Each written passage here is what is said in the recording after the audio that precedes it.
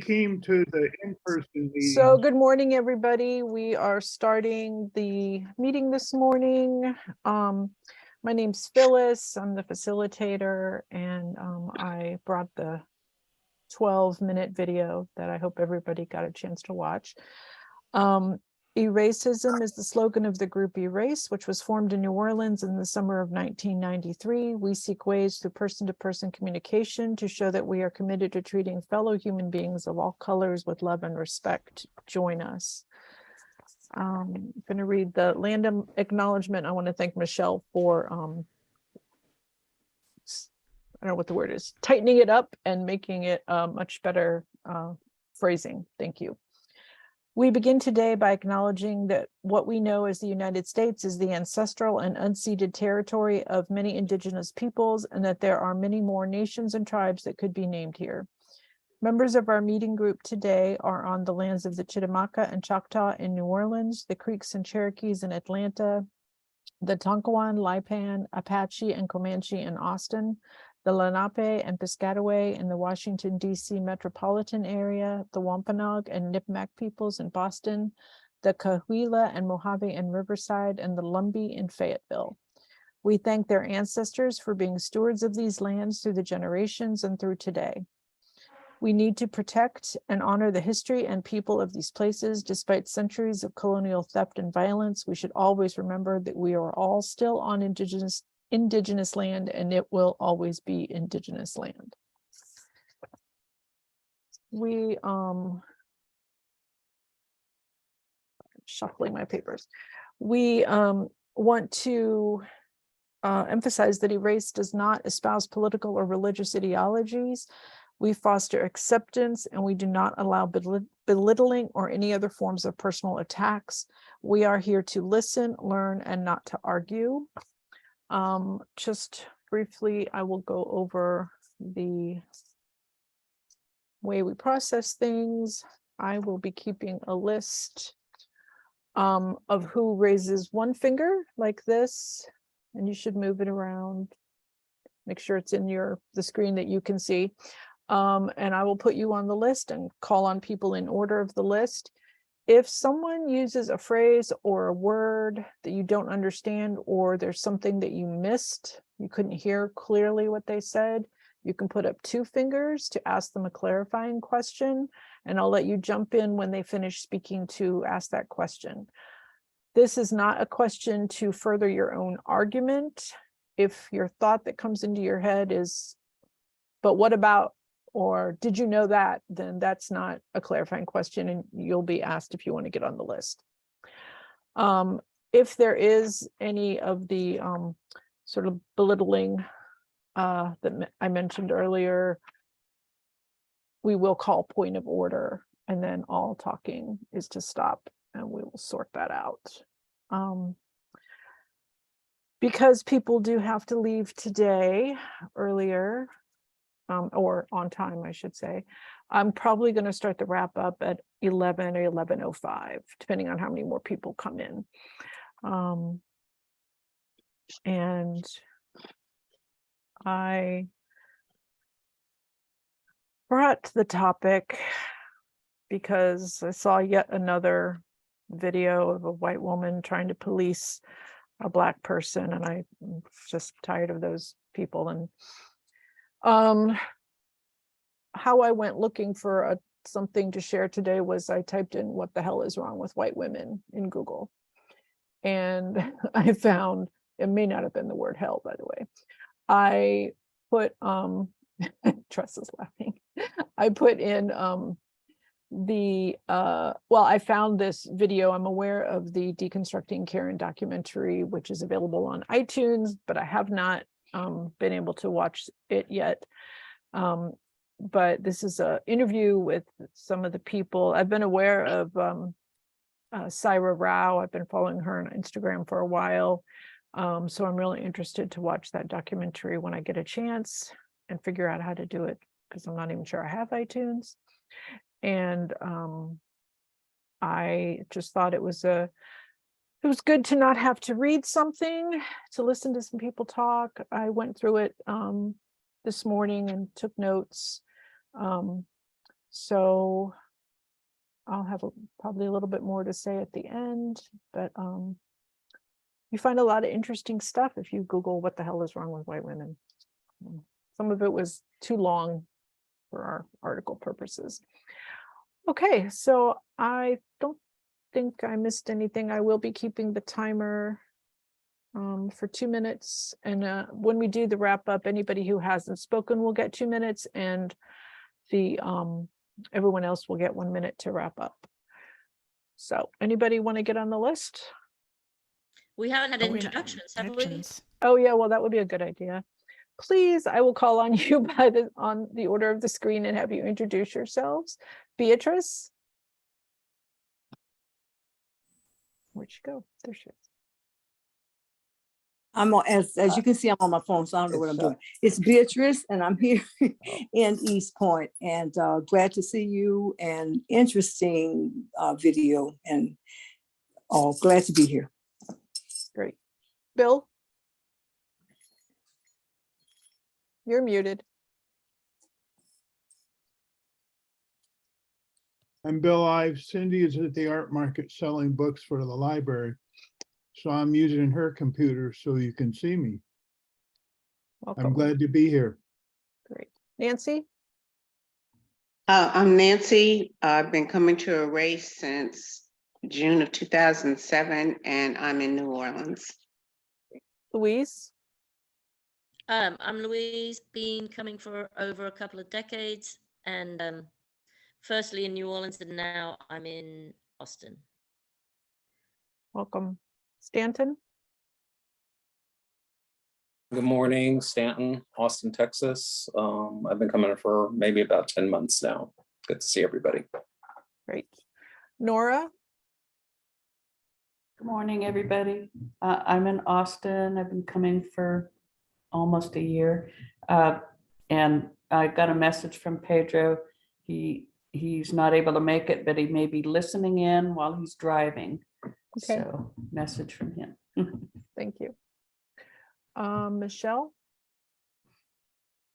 Good morning, everybody. I'm Michelle, and I'm also in Austin, and glad to be back. It's been about a month since I've been with you guys, so got a lot going on.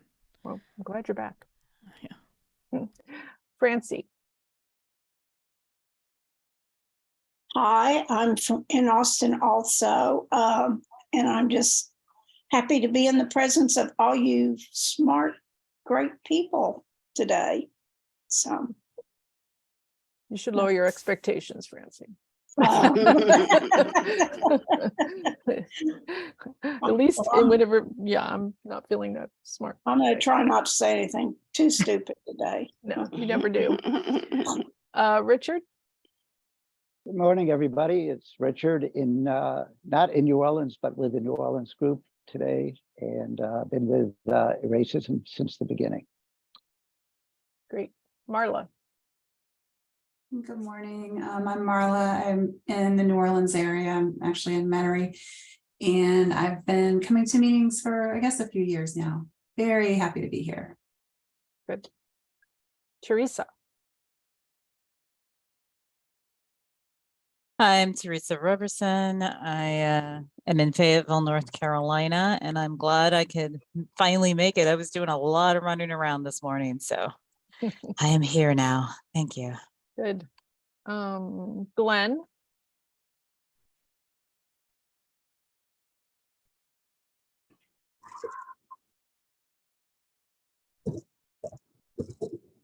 Glenn, are you there?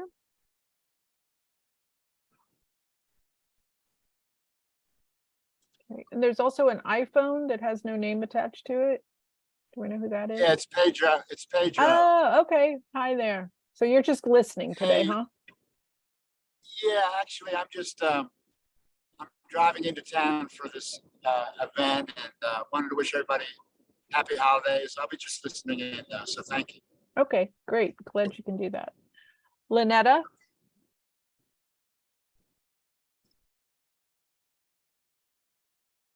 Leonetta?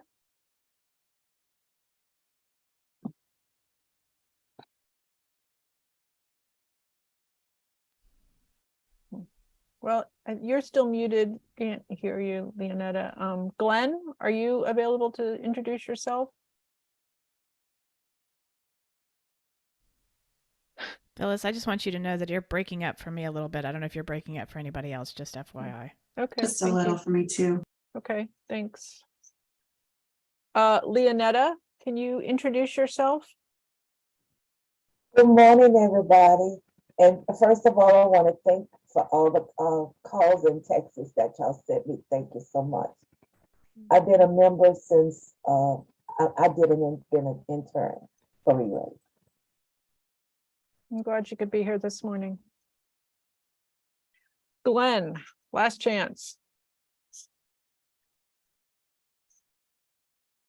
Okay, don't say I didn't try. Okay, when I asked for people to get on the list, I think I saw Nancy. Is there anybody else? Michelle? Teresa. Anybody else? Stanton? Okay. Marla, did you put up a finger? Marla, did you put up a finger? Okay. Okay, so we'll start with Nancy. Yeah, I just wanted to say that, yeah, the video was very good, but Dr. Phil also did an episode on deconstructing Karen. It is season 21, episode 68, where the women, Sarah and Regina, and another woman, were there, and people from the audience participated in discussing the documentary Deconstructing Karen. And I only saw like, I don't know, maybe about 30 minutes of it because I watched it when I got home.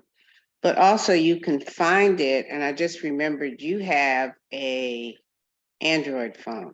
So do you have iTunes? I have Apple Music, but I'm gonna have to check into it.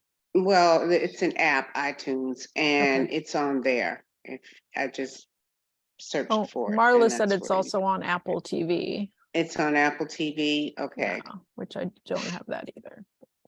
Okay. Well, then I have to get either iTunes or Apple TV. Bill has a Yes. clarifying question. Mhm. You have to unmute. I'll let Nancy finish speaking before I ask my No, question. I'm done. That's what I wanted to tell you was that My this is where you question, could find it. I thought I heard it was on YouTube, but that misheard. iTunes, iTunes. Apple It's on TV, iTunes and Apple TV. and Okay. Vimeo, Vimeo. You did spell it right, I think. Thank you. Sure thing. Next I have Michelle. Yeah, I was going to say that it's on Apple TV because thank you so much for putting the video out there. It's another organization that I couldn't resist. I went to their website, and then of course I watched the documentary this morning because I was just too curious. So it's on Apple TV. It's $3 to rent it, and I invite anybody here in Austin who would like to come to my house and rent it and watch it again. I'll watch it again. It's I got it for 46 hours, I think, but it's only $3, and I'm like, so it was well worth the watch, and it really did stir a lot of familiarity for me as far as the things that they talked about, and it really was a good watch. So lots of points in it that made me think more, because they were basically accusing people like me of being the big problem, and so I could see that. I understand that, and of course, I'm sitting there watching this documentary, and my mind is racing about, well, I'm also doing this, and I'm also doing that, and I'm also doing this, and I'm just trying to and the whole thing about being nice. That's all we want to be is the white liberal democratic women just want to be nice, and that rang true too in my brain. I was like, yeah, I want to be nice. I want to be thought of as nice. Beatrice. That's really a big thing. So I thank you, Phyllis, for bringing yet another resource for me. I love just diving into this kind of stuff, and makes me think much more. So That's basically You're all I want to say. welcome. And I think the organization is Race to Dinner, correct? Yes, it's called Race to Dinner. And I was sitting there going, oh, like, again, I'm like, oh, I need to reach out to these women and find out if there's a way I can get a dinner here in Austin. And what do I need to do? Okay, so I've added Beatrice and Nora to the list, but next is Teresa. Okay, you guys always get me when I'm researching. I was looking up the video deconstructing Karen on Vimeo because I actually have an account. I didn't find it, but c'est la vie. I found, like, I heard about that hustle race to dinner, or I don't even know what you call it, but I was just like, wow, what a great hustle. I would love to just get paid to yell at people too, and I would not confine myself to just race. Anyway, I forget what the Southeast Asian's woman's name is, so forgive me. Syra. Okay. Syra. So when Syra said that when she, if I remember correctly, when she immigrated over, she had the thought, well, I may be an immigrant, but at least we're better than Black people.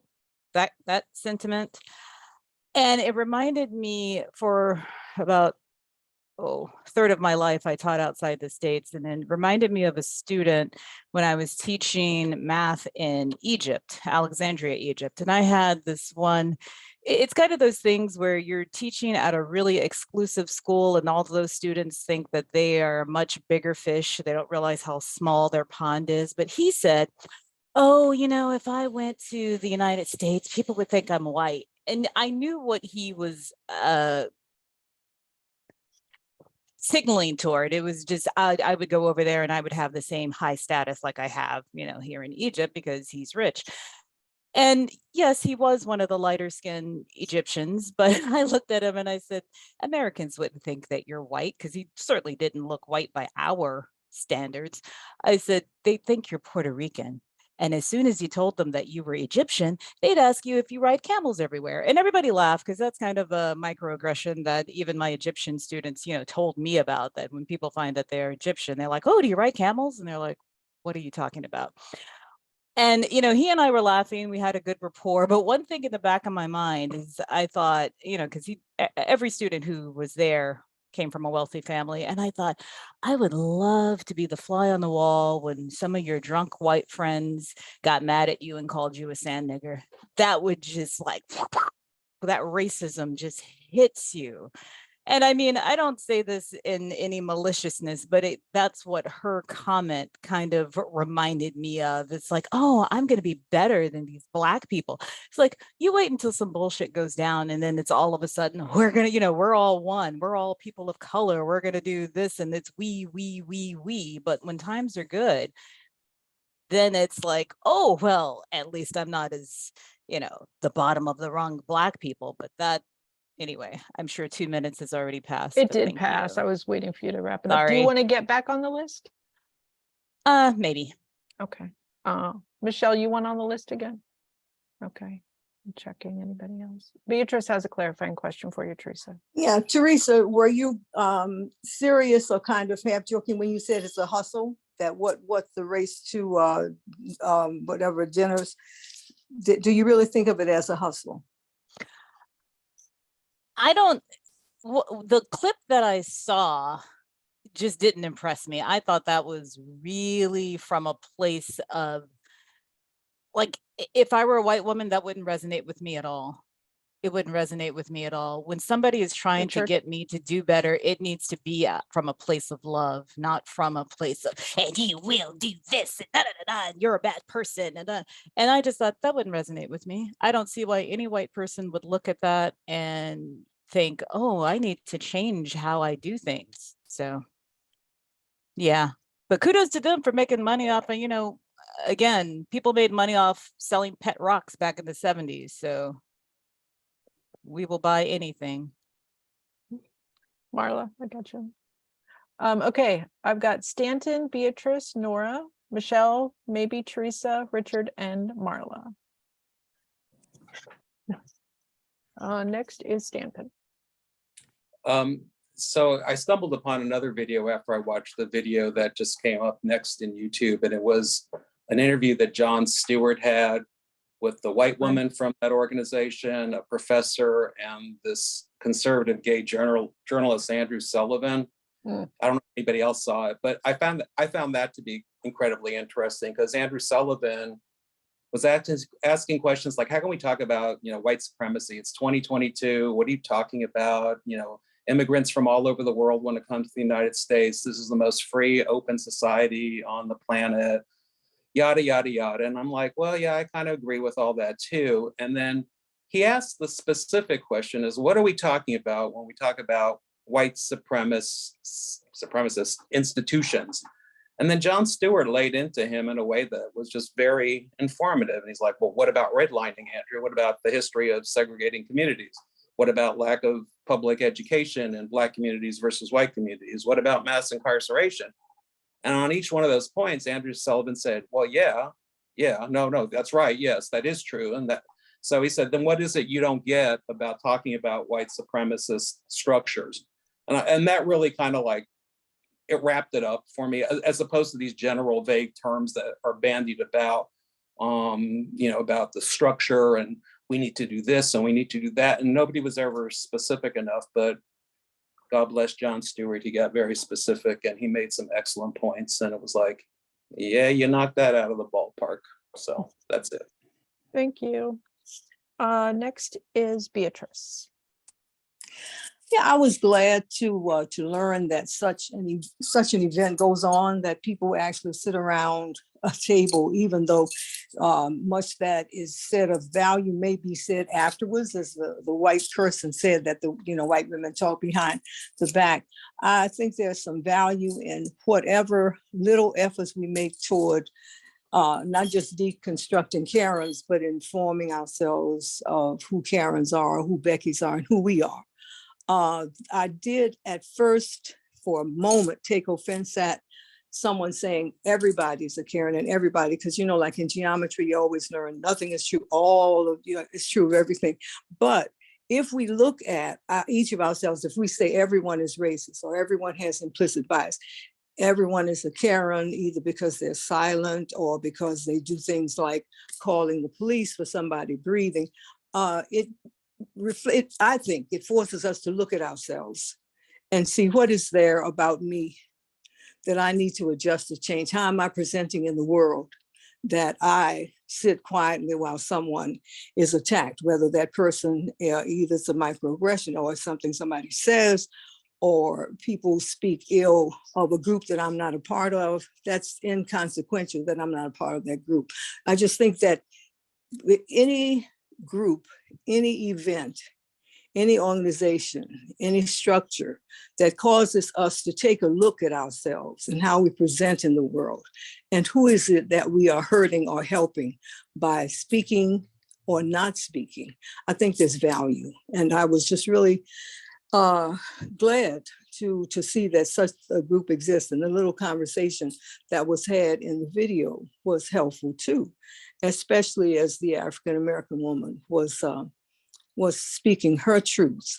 And I just am delighted to see people working, because this is a work where we are trying to dig out mortar with toothpicks, when we're trying to do away with racism and thoughtlessness and unkindness and evil. It's a work, and you keep hitting your fist against a brick wall and you might get bloody, but somebody will come behind you. And we'll also learn other strategies. So I was just impressed, and I am always hopeful. Thank you, Thanks. Beatrice. Next, I have Nora.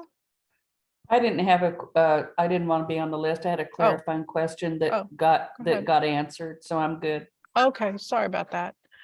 Michelle. Yeah, well, since I did watch the documentary, I just wanted to point out that from the perspective of the actual documentary itself, I think it was more nuanced and it had a lot more substance than that clip did. I think the clip was, basically there to draw people in to want to watch it, and a kind of, I mean, for lack of a better term, clickbait. And so because that kind of originally, same for me, Teresa, it did kind of like rub me the wrong way. I was like, oh great, here's a bunch of people getting together and they're just gonna like, nitpick with each other and cause, it was just. And I was reading some of the reviews, I think on IMDb or whatever and it got like 4.2 out of 10 stars. And so I started reading some of the, comments. But as I dug further in, there were a lot more 10 out of 10s than there were that brought that down to a 4.2 rating. So that was like, okay, I do want to watch this. I got to see what this is all about. And so when I got into the substance of the documentary, it went beyond those comments, and it did, I think, delve into a much deeper discussion about race with people who have never been confronted with having to talk about that.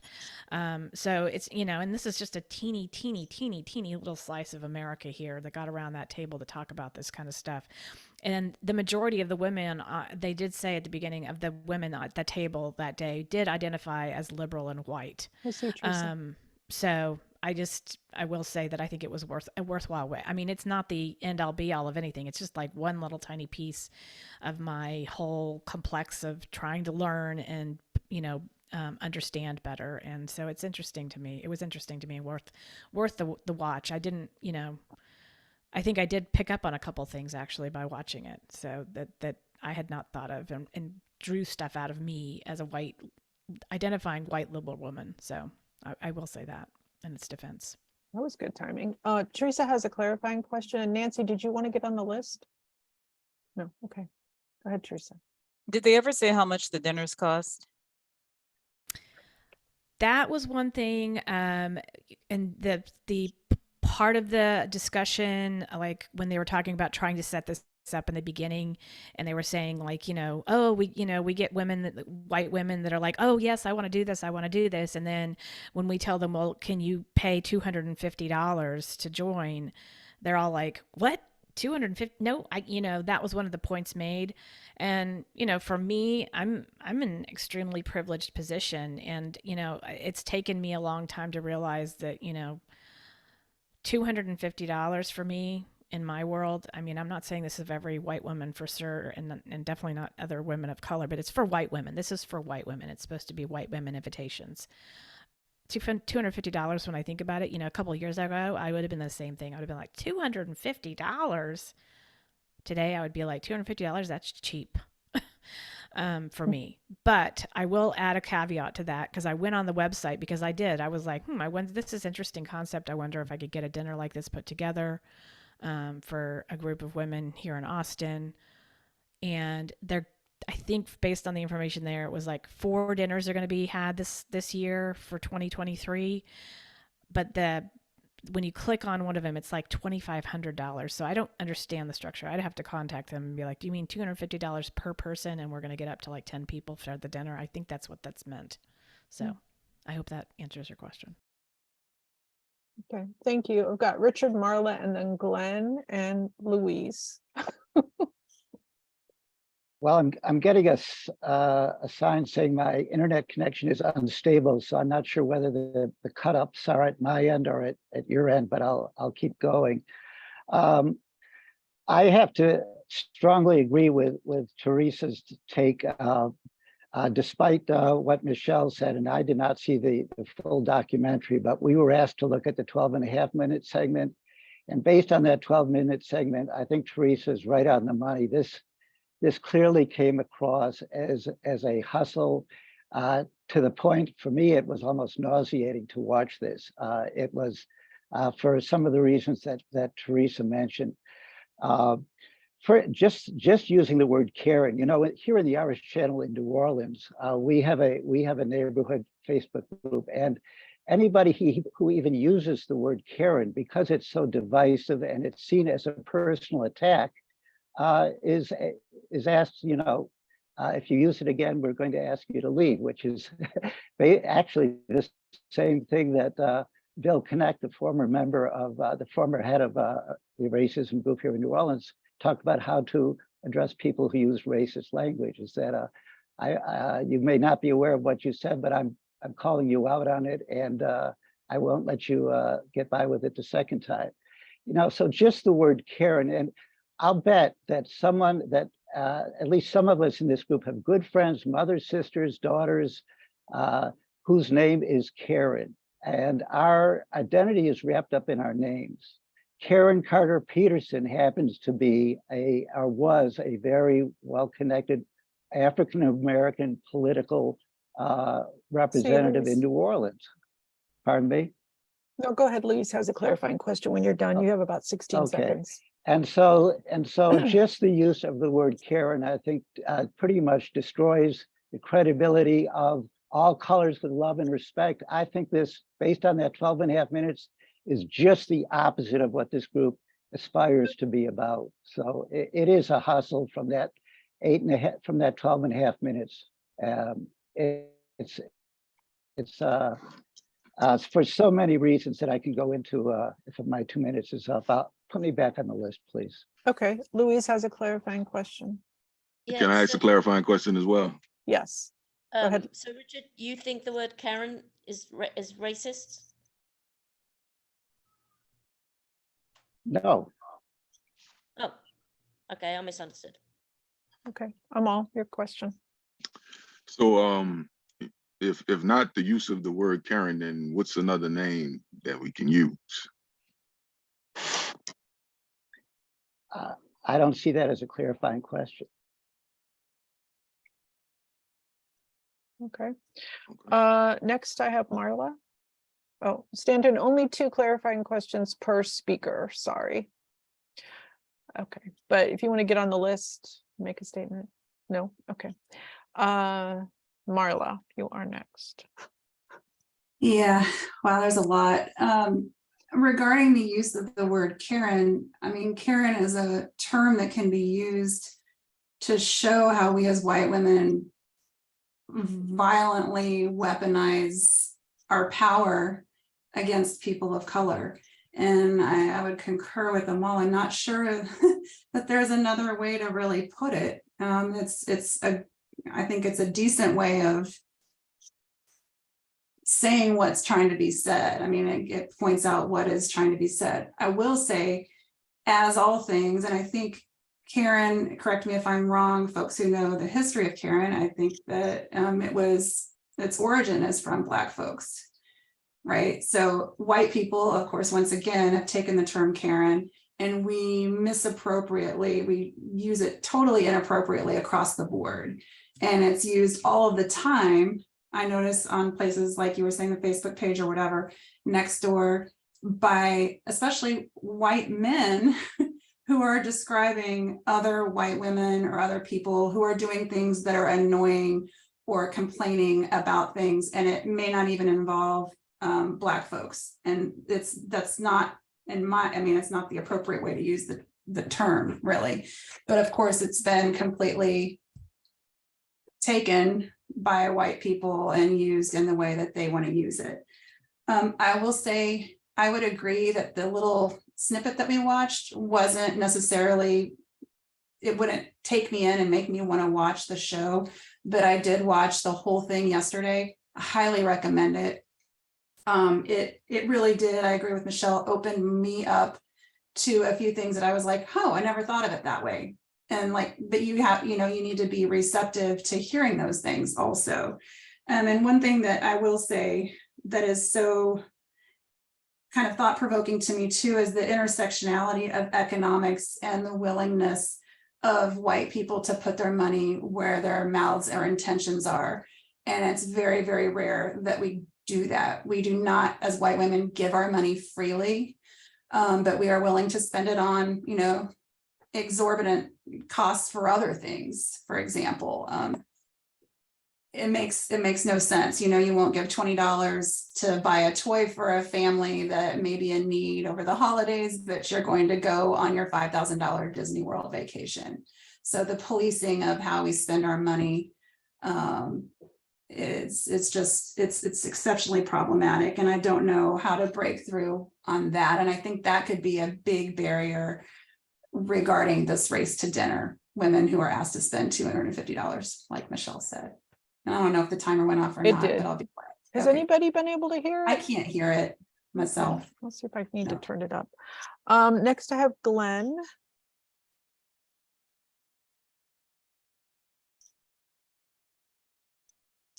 Glenn, there he is.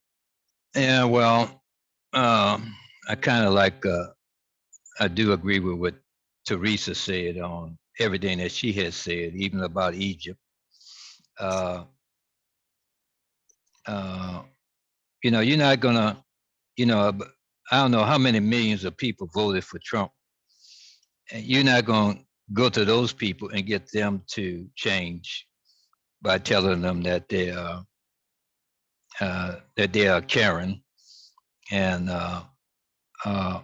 also, I don't think Marla should go on no guilt trip on how she spends her money, because African Americans who have the money to spend, they go to Disney World and spend $5,000 at Disney World, and they buy Mercedes Benz and everything else with their money. So also it doesn't surprise me if someone overseas, say if they come to America, that they're going to be accepted as a white person. They won't exactly be accepted as a white person, but they will have more status than the African American that has been here. And they really make mockery of us. They know they'll come into our neighborhood and set up a business, and they know that you have the same opportunity and you don't set up a business. So they look at you as something inferior because of those kind of things.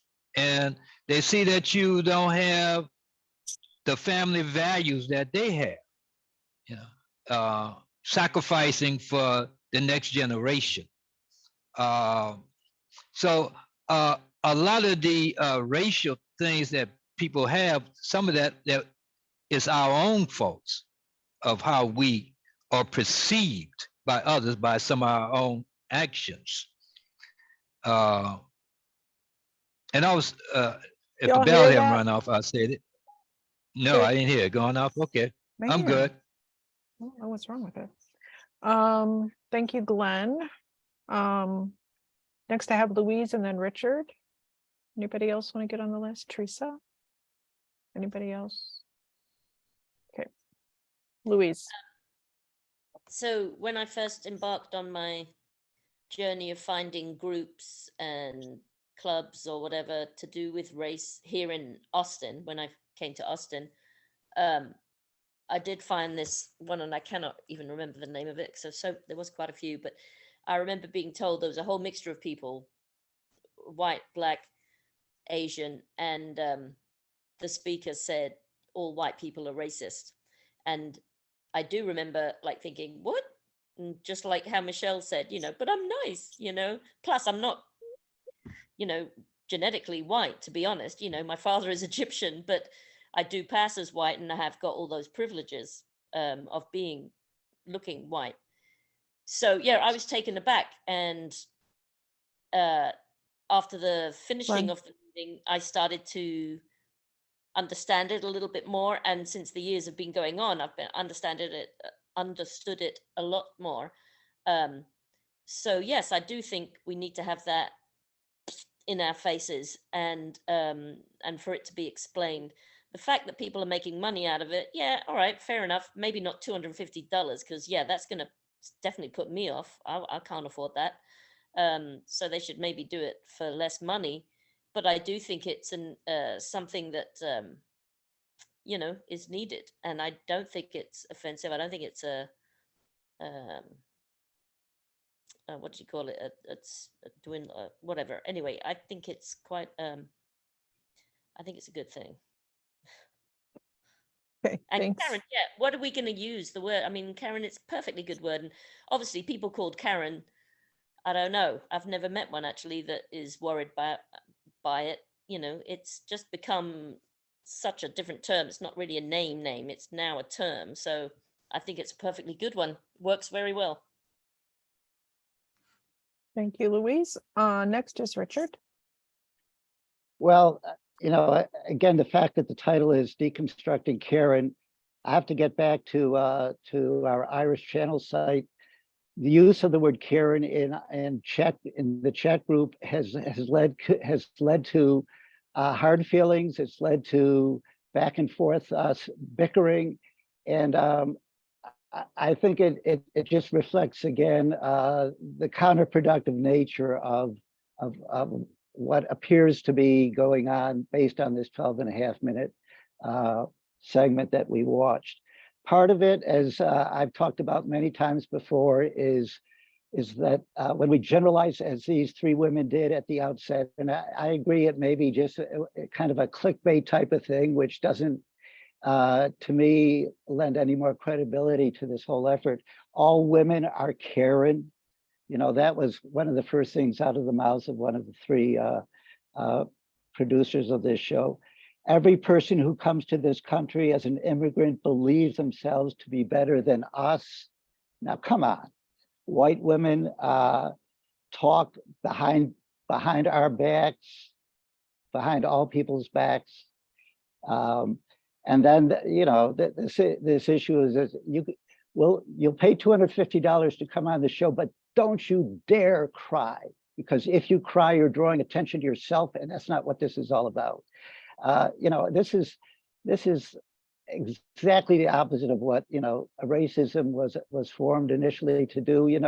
Of course you want, there's nothing wrong with being nice. Let's get back to what the racism slogan is: all colors with love and respect.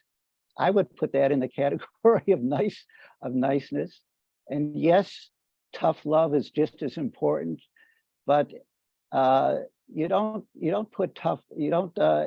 express tough love by taking the premise that you, as a white woman, because you are white, and most people know that the term whiteness is problematic in and of itself. The New York Times and other groups can't decide whether the word white should be capitalized or not when it comes to talking about race. And as we know, black is now capitalized. So the whole term of whiteness, frankly, is bogus in my Richard, mind, even to sorry, talk you're about. over And your I know time. I don't all know if right. you could hear it. I was literally holding No, it I right didn't up hear to the my, ringer. I'm I held it sorry. right up to my Sorry mic. about that. That's okay. I don't didn't know. hear it. I turned it all up. I don't know what's going on. Sorry. Well, put me back on if there's time. Phyllis, I have a suggestion. Can you do something, a card or something visual?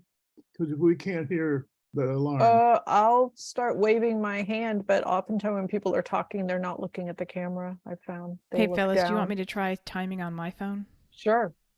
Yeah, that'd be great. Stay unmuted, so it'll work. Yeah. Okay.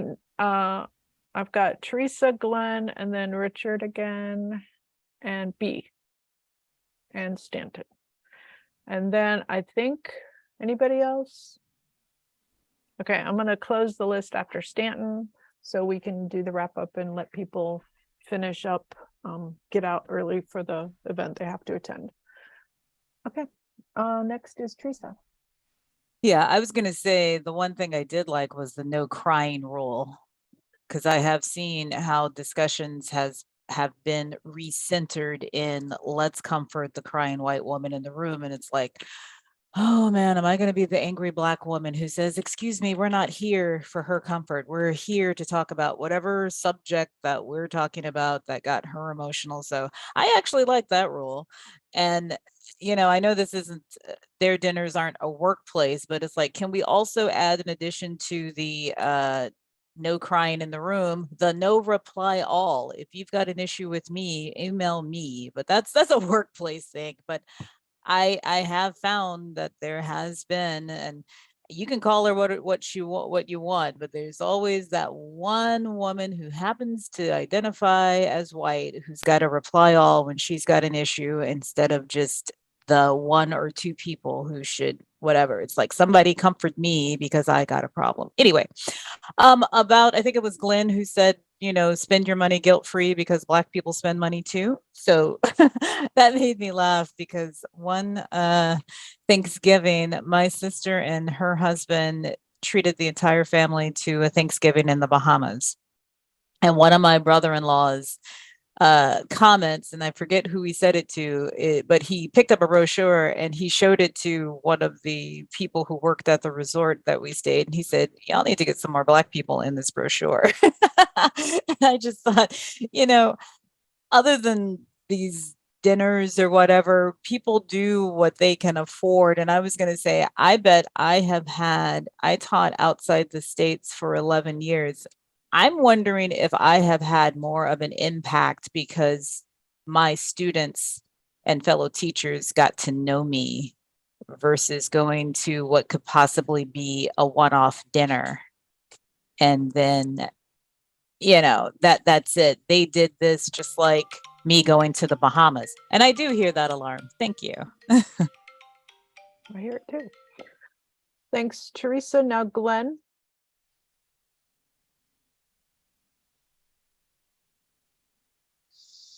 Now, I heard something very embarrassing on that 12-minute video.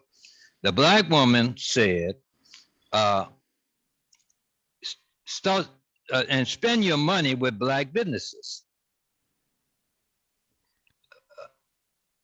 Well, the problem with Black businesses is that Black people don't spend their money with Black businesses. That's where the problem is with Black business, and not the lack of white people spending money with Black business. Is our refusal to spend the money with Black people.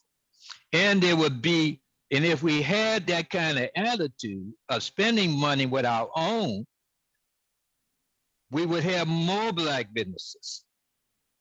All the Black people who have business degrees, they would love to set up a business, but they're not going to make the investment if we're not going to support it.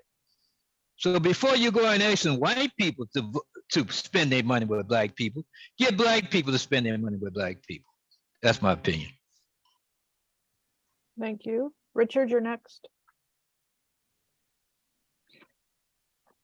And another kind of PC shibboleth that we hear from these three producers is that, I believe I've got it quoted correctly in this 12 and a half minute strip, is that liberal white women are actually more racist than, I believe she referred to as conservative or non-liberal people who don't identify as liberal, and that kind of statement, whether or not it's meant to provoke or not, it's just so off base, equating someone like Hillary Clinton. And yes, there are issues with Hillary, but Hillary Clinton, who had an amazing amount of African-American support and who had African-American people on her campaign committee, was somebody like Marjorie Taylor Greene, who is, to say that Marjorie Taylor, to say that Hillary is on a par, is actually worse than someone like Marjorie Taylor Greene is just so out of touch with reality. And again, if they're meaning to provoke, I guess they're provoking. But in terms of getting the vast number of women who consider themselves of European American women who consider themselves moderate or who consider themselves open to a discussion on race, in terms of lumping any group together in the generalities that were put forth during the introduction, is, to me, just destroys the credibility. The other issue is that the dots connecting white women to white superiority to racism, those dots, I think, are tenuous at best. Who was just appointed president of Harvard? A Haitian American woman. Who are some of the key mayors in the South? African American women, including New Orleans and including Atlanta. And I'm sure there are many, many other cities in the South. So the whole talk about, white superiority in 2022 means that Blacks are powerless, African Americans are powerless, just does not hold water. We've got to get past some of these generalizations. Thank you. Thanks, Richard. Next is B.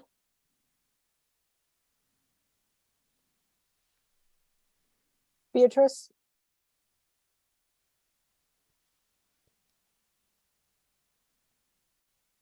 Beatrice, are you there?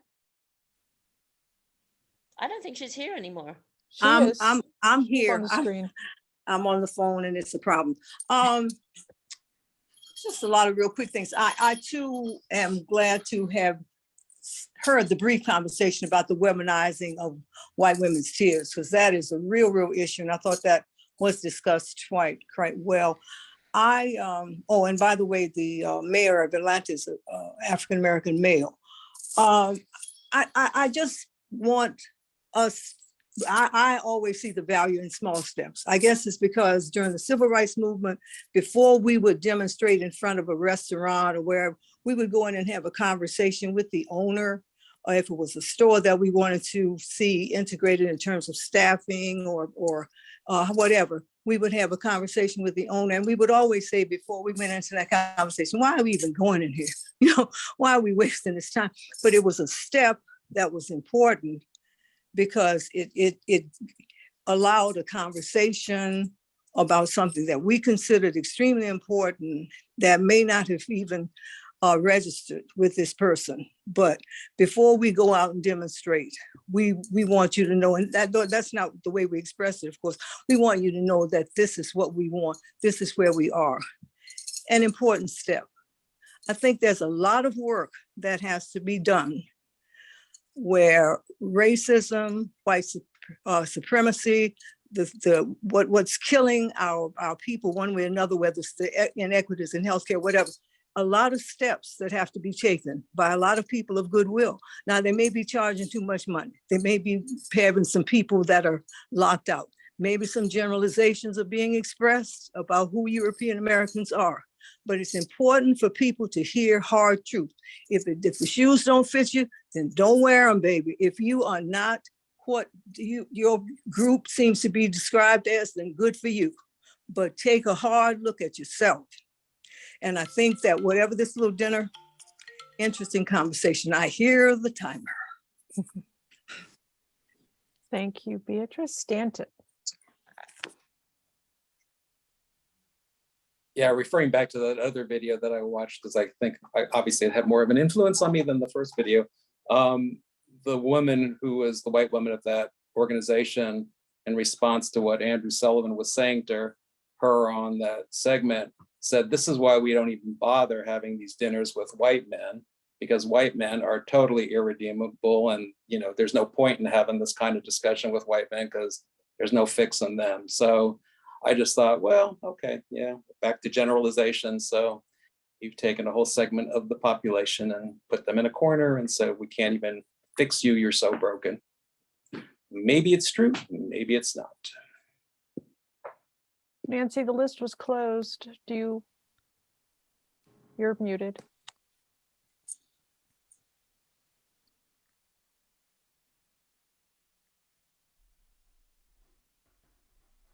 Do you want to say something? You're breaking up, Phyllis. Just Oh, FYI. Nancy, you're muted. Do you want to say something? Oh, I could, if the list is closed and we're going to the wrap up, then I'll just say it in the wrap up. Okay, perfect. So for the 2-minute people, I have Bill, Nora, Francie, Lynetta, Amal, and Pedro if he wants to, because he's on his iPhone somewhere. Anybody I missed who didn't speak at all? Okay, Bill. Usually I talk probably too much, and I decided this time I would just listen. And it was very informative. The video, we watched the video. I didn't think I was going to be attending because there was a servant. Anyway, but it raised a lot of issues for me, and probably what's the best way to approach people to understand their racism and not create a backlash or reaction. I don't have the answer to that, but I do know one reason why people say white liberals and I would include men and women in that, is that they may be guilty of hypocrisy. Whereas a white racist, right nationalist is up front. But I also want to say to Glenn, when we go to Black-owned businesses, generally restaurants, we find the majority of customers are Black. Maybe because they serve the food that appeal to Blacks. But I see a lot of support for Black-owned businesses in New Orleans. Anyway, it was nice just to listen for a change. And I appreciated everyone's comments. It was a good discussion and a good video to provoke this discussion. Thank you, Phyllis. Thank you, Bill. Nora? So I, just from that clip that we watched, you know, it seems like it just got back to centering white women, and crying seems like a perfect response. And instead of using the word racist, I'd like to separate that and just have it be more of a focus on how an individual participates in a racist society. Oh, what else? Oh, just the use of the word Karen. It kind of reminded me of all the times I have heard people use the name LaToya to represent Black women and any of the attributes or characteristics that might represent. I'm run out of my thoughts. But thanks, everybody. Thank you, Nora. Francie? Well, what a lively discussion. And I realize how out of touch I am with popular culture. Becky with the good hair and Beyonce, I mean, that's outside my realm. And understanding what the nuance between when Black people use the term Karen and the way it's presented in the clip. I don't understand all that. So I've got a lot to learn. Mercy. I don't know. It might be too late for me. Anyway, great discussion. Everyone was wonderful. I loved it. Thank you, Phyllis. Thank you, Francie. It's never too late. I hope not. Leonetta? It was a wonderful discussion. I didn't see the clip, but from the discussion that I was able to gather from, I've always hated the media focusing on white women crying, and it doesn't get the same kind of play as Black women crying in the media. I don't know if y'all ever noticed that, but there's always a difference between a Black woman's tears and a white woman's tears. Becky and Karen, oh my God, that's all I'm gonna say about those names. And Bill, I do agree with you with liberals and with the white supremacists. I agree with the definition that you said. I'm not going to repeat it, but because I agree with what you said. And that's it. Thank you, Lynetta. Amal?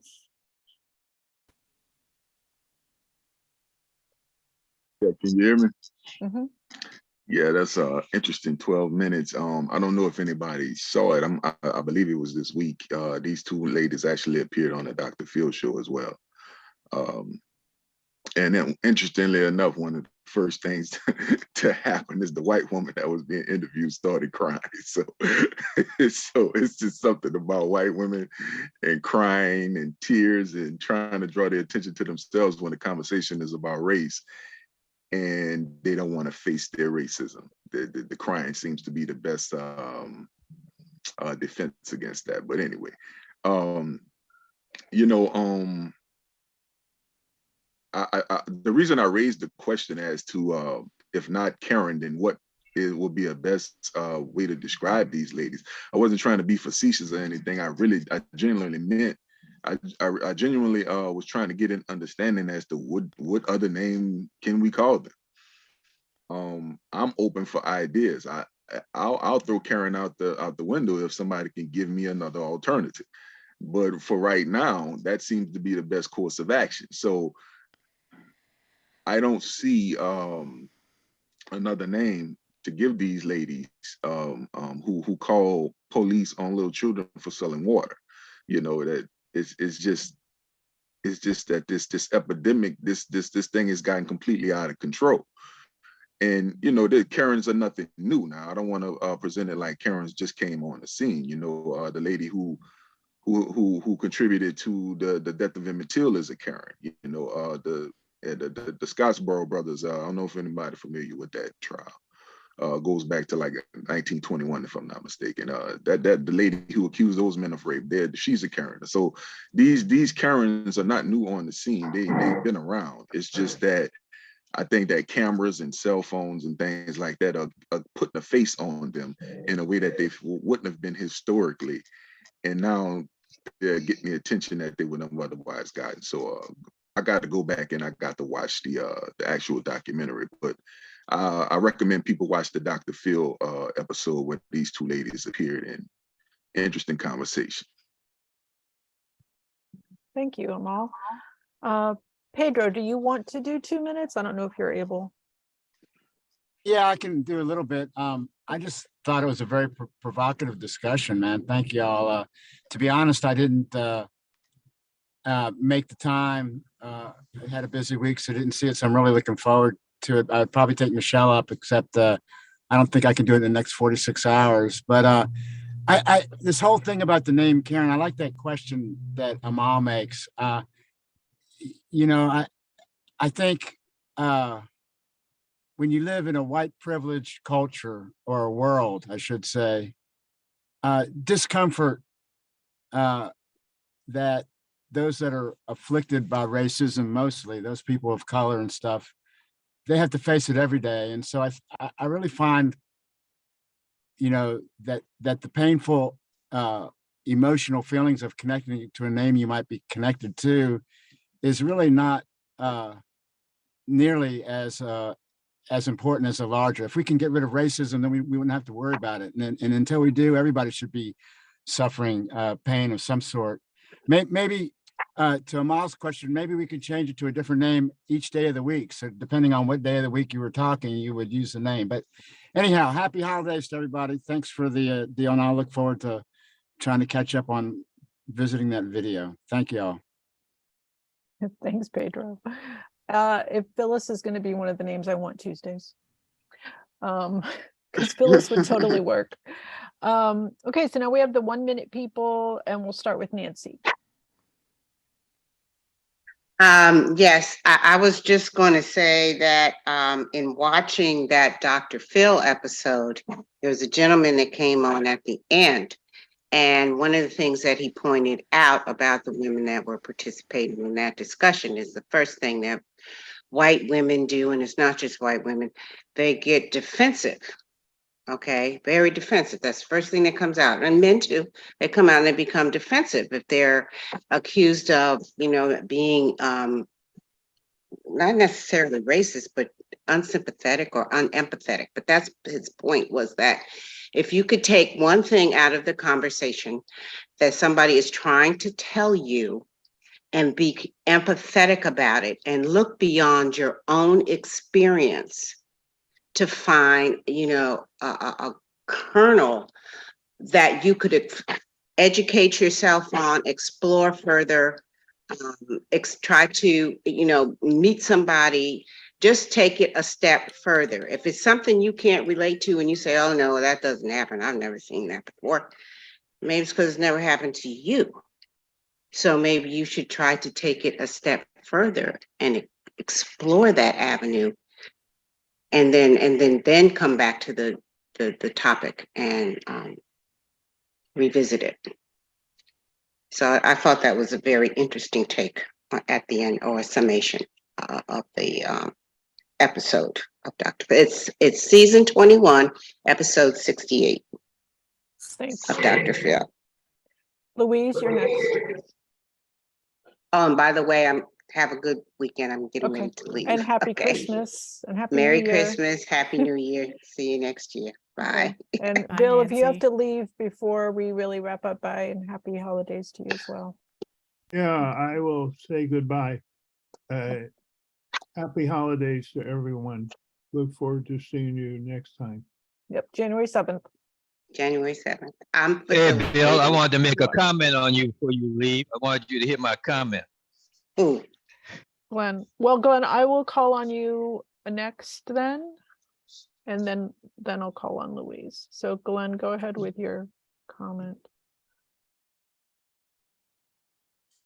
Yeah, Bill, you go to these restaurants, but they don't, economically, that's not what's gonna give us what we really need. Those few restaurants you go to, we are over half of the population here. We're not represented economically here by businesses to get the spending power of the African Americans. We only got one gasoline station here, and that's been here maybe about 8 years. And no hotel business. No supermarket. Supermarket came here, but they didn't get support from the put it in the African American community, saying there was a food desert. And what happened? It didn't last a year. They closed down because they didn't get support from the African American. So what I'm telling you is real, more real than what you're talking about. The Black people supporting the restaurants you go to. All right, talk to you later. Thank you, Glenn. Bill, you don't get to respond. Sorry. So Okay. Unmuted. I know you're trying, but you're not going to get to.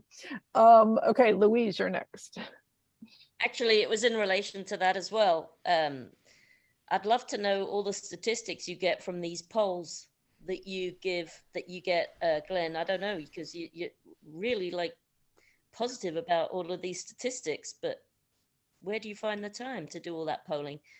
I do believe that that Blacks do support Black businesses, and white people are supporting Black businesses, and we should do more. We should definitely do more. And that was all. That was the only point, really. Good discussion. Thank you, Phyllis. Thanks, Louise. Next is Stanton.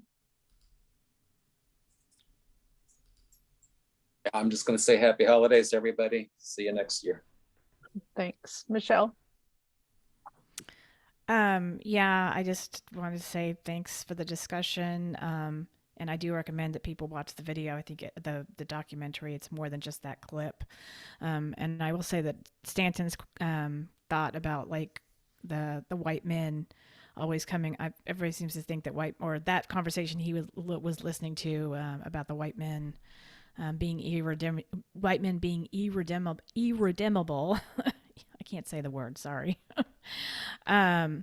Was an interesting thought as well for me. And I ponder that question a lot myself because my husband's not sitting here with us, but this is only a small segment. And I mean, I consider him a white liberal male, and yet, he does a lot, but at the same time, I think, for example, I belong to White Supremacy Austin here, Undoing White Supremacy Austin here in Austin, and it's a bunch of women. It's 18 to 20 women are the ones that show up every time. And when I first joined a couple of years ago, there were a couple of men that would come, and that was great. And I was like, yay, we've got all the contingent here. And then as the years have gone on, they've all dropped out. So, and I will say the same thing about a couple of other things that I'm involved with. It's mainly women. So it's hard for me to say, men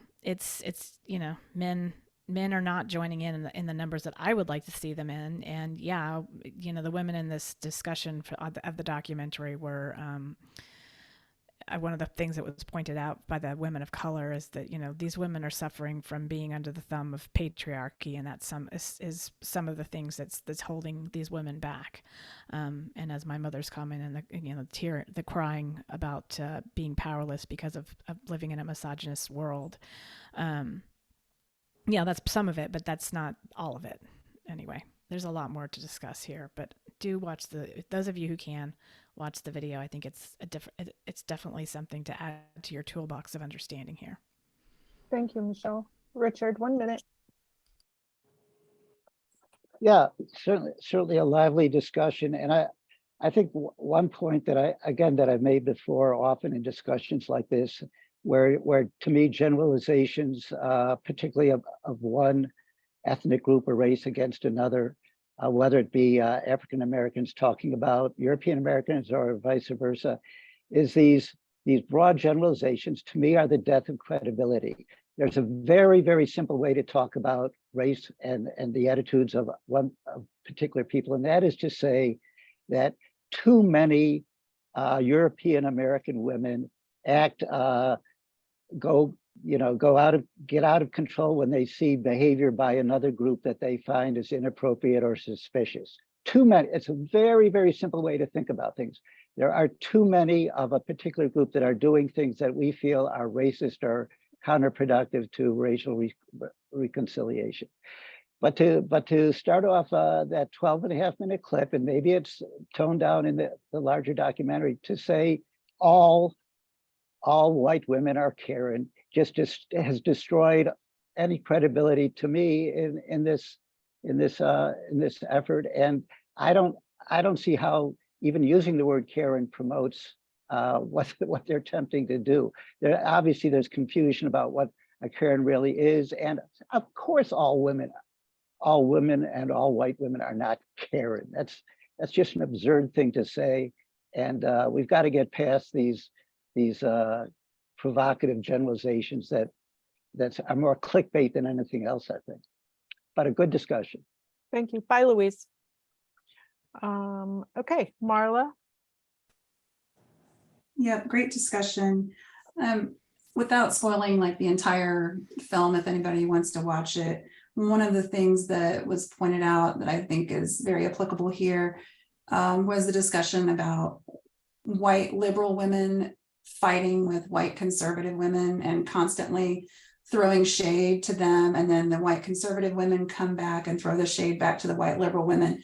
And meanwhile, women of color are standing by, recognizing the incredible harm that we are doing not only to ourselves, but to the community as a whole. And we're not assisting in any way or shape or form. We're not contributing to even the minuscule possibility of Black liberation, which is good for everybody, right? I mean, we already recognize that. So I would just leave it with, when we as white women are defensive and say, but I've done the work, there's no way I could possibly be like that, that we are centering our feelings and we're erasing the experience of other people who have lived the experience themselves. And that's it. Thanks. Thank you, Marla. Teresa?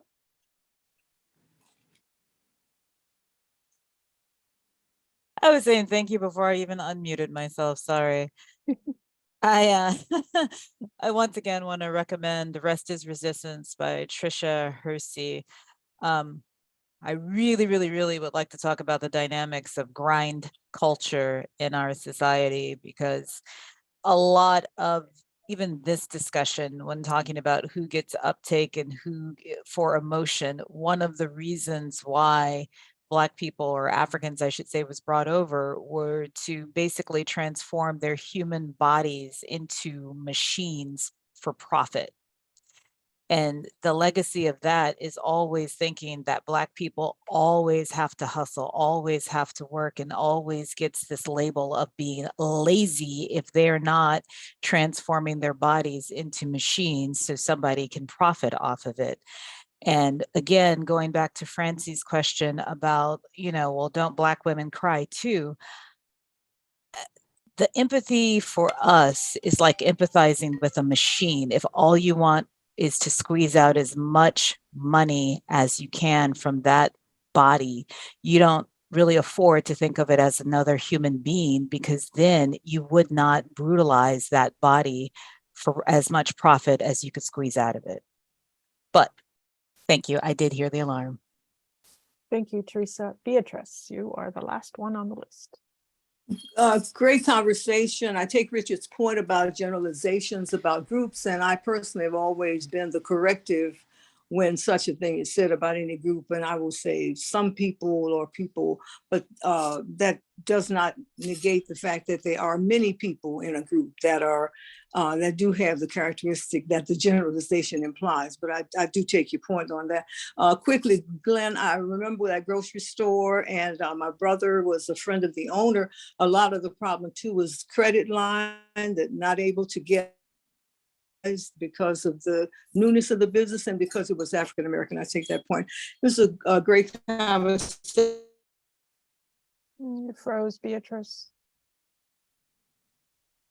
In my information about Kwanzaa quickly, but at any rate, all the peace, love, and joy your hearts can hold. Take care. Thank you, Beatrice. You're welcome. I appreciate everybody's participation and comments. I'm going to add some few things. Some of the language that was used, the words, the phrases, really resonated with me as a white woman, I will say. And well, it's kind of not related to race, but it is. So a white gay male friend of mine and I frequent the same coffee shop. Every time he goes, he gets a free coffee from the African American women who work there. And I never do. And my response to him when he told me this was, but I'm nice. And it just made me laugh. This whole, white women are so indoctrinated to be nice. I'm happy to say the older I get, the less nice I care about being. So there's hope. But I definitely have, there's this hesitation to speak up. There's this hesitation to be confrontational or call somebody out unless you can figure out a way to do it nicely. But nobody changes when you're nice to them. People need smacked upside the head sometimes, figuratively, to make changes. And just in general, white women, no matter how old we get to be, no matter how many workshops, books, conversations, dinners, potlucks, whatever, we will never be done doing this work. We will take it. We will not be done when we're in our graves. I recently was called a Karen, strangely enough, by a young white guy, because he was on like a motorbike in a parking lot, and I turned and I saw him, but he wasn't very close. So I walked across, and he decided that made me a Karen. I'm like, I'm a pedestrian, first of all, dude. So I just laughed. I didn't even respond to him. The quote in the this interview of these people, which, to be clear to everybody, is not part of the documentary, was that liberal white women are more dangerous. And that is because liberal white women will tend to be quiet and silent. And we know from the phrase that went on with the AIDS protesters, silence is death. If you are quiet about something, you are contributing to the problem. I also have a situation, this made me remember, where I was rude to a classmate who was an African-American woman. I shushed her, and when I apologized to her for it, I was crying. And when I look back on that, I'm like, oh Lord, I bet she wanted to just tell me some things. But she was polite and did not. But yeah, that made it about me. That made it about how I felt, not about how she felt. I loved it when Regina Jackson says she doesn't care about people's feelings. I'm like, and I love it that she said she's older, of those three women, she's the oldest. I'm like, yep, I'm feeling that way too. And there is a difference between being nice and being kind. And it is not kind to allow another person or group of people to be oppressed, and to allow somebody in your presence to do any oppressive activity, or to not call out oppressive systems that you're a part of. So I think those were all my comments. I'm definitely going to watch the whole documentary. I'm going to check out Dr. Phil, even though I don't care for him. And I'll check out that one with Jon Stewart and Andrew Sullivan too. So I will now stop the recording and we'll do announcements.